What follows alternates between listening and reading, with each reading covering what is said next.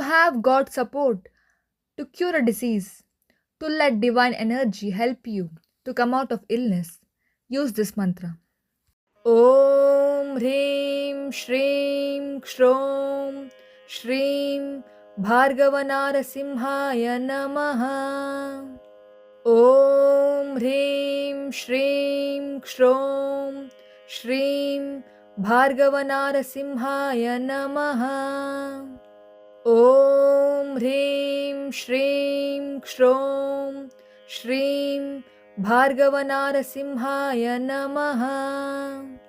Om Hreem Shreem Kshrom Shreem Bhargavanarasimhaya Namaha. Om Hreem Shreem Kshrom Shreem Bhargavanarasimhaya Namaha. Om Hreem Shreem Kshrom Shreem Bhargavanarasimhaya Namaha. Om Hreem Shreem Kshrom Shreem Bhargavanarasimhaya Namaha. Om Hreem Shreem Kshrom Shreem Bhargavanarasimhaya Namaha. Om Hreem Shreem Kshrom Shreem Bhargavanarasimhaya Namaha. Om Hreem Shreem Kshrom Shreem Bhargavanarasimhaya Namaha. Om Hreem Shreem Kshrom Shreem Bhargavanarasimhaya Namaha. Om Hreem Shreem Kshrom Shreem Bhargavanarasimhaya Namaha.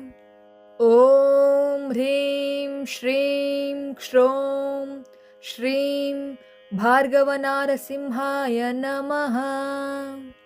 Om Hreem Shreem Kshrom Shreem Bhargavanarasimhaya Namaha. Om Hreem Shreem Kshrom Shreem Bhargavanarasimhaya Namaha. Om Hreem Shreem Kshrom Shreem Bhargavanarasimhaya Namaha. Om Hreem Shreem Kshrom Shreem Bhargavanarasimhaya Namaha.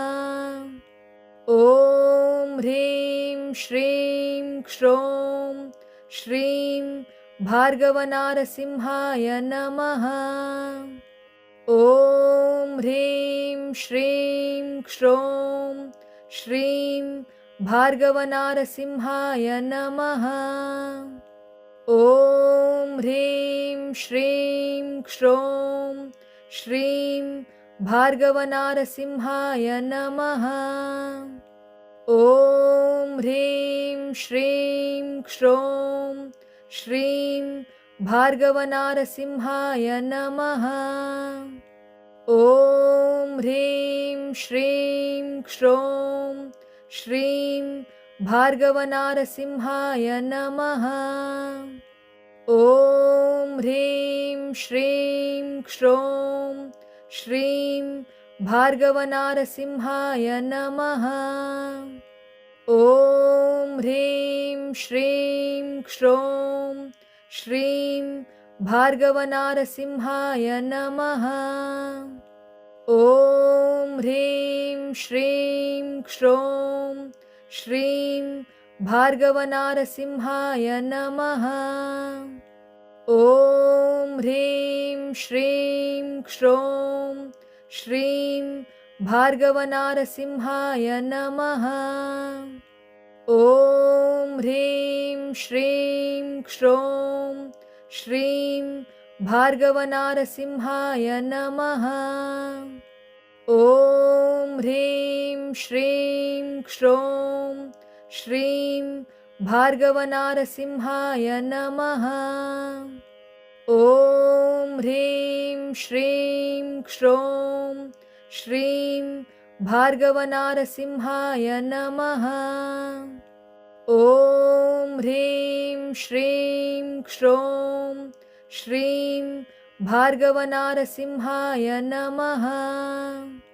ॐ ह्रीं श्रीं क्षौं श्रीं भार्गवनारसिंहाय नमः।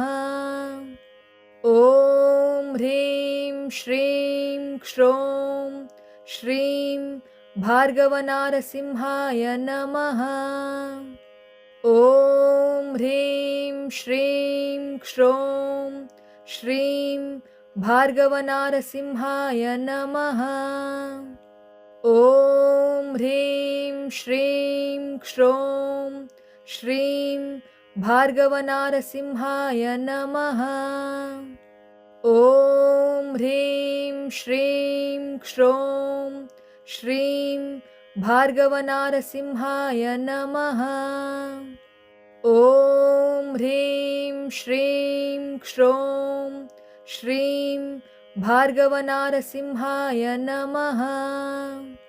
ॐ ह्रीं श्रीं क्षौं श्रीं भार्गवनारसिंहाय नमः। ॐ ह्रीं श्रीं क्षौं श्रीं भार्गवनारसिंहाय नमः। ॐ ह्रीं श्रीं क्षौं श्रीं भार्गवनारसिंहाय नमः।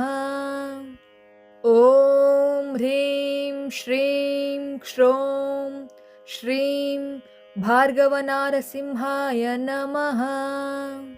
ॐ ह्रीं श्रीं क्षौं श्रीं भार्गवनारसिंहाय नमः।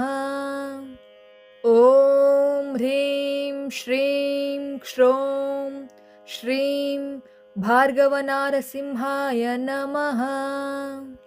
ॐ ह्रीं श्रीं क्षौं श्रीं भार्गवनारसिंहाय नमः। ॐ ह्रीं श्रीं क्षौं श्रीं भार्गवनारसिंहाय नमः। ॐ ह्रीं श्रीं क्षौं श्रीं भार्गवनारसिंहाय नमः। ॐ ह्रीं श्रीं क्षौं श्रीं भार्गवनारसिंहाय नमः। ॐ ह्रीं श्रीं क्षौं श्रीं भार्गवनारसिंहाय नमः। ॐ ह्रीं श्रीं क्षौं श्रीं भार्गवनारसिंहाय नमः। ॐ ह्रीं श्रीं क्षौं श्रीं भार्गवनारसिंहाय नमः। ॐ ह्रीं श्रीं क्षौं श्रीं भार्गवनारसिंहाय नमः। ॐ ह्रीं श्रीं क्षौं श्रीं भार्गवनारसिंहाय नमः। ॐ ह्रीं श्रीं क्षौं श्रीं भार्गवनारसिंहाय नमः। ॐ ह्रीं श्रीं क्षौं श्रीं भार्गवनारसिंहाय नमः। ॐ ह्रीं श्रीं क्षौं श्रीं भार्गवनारसिंहाय नमः। ॐ ह्रीं श्रीं क्षौं श्रीं भार्गवनारसिंहाय नमः। ॐ ह्रीं श्रीं क्षौं श्रीं भार्गवनारसिंहाय नमः। ॐ ह्रीं श्रीं क्षौं श्रीं भार्गवनारसिंहाय नमः। ॐ ह्रीं श्रीं क्षौं श्रीं भार्गवनारसिंहाय नमः। ॐ ह्रीं श्रीं क्ष्रौं श्रीं भार्गवनारसिंहाय नमः।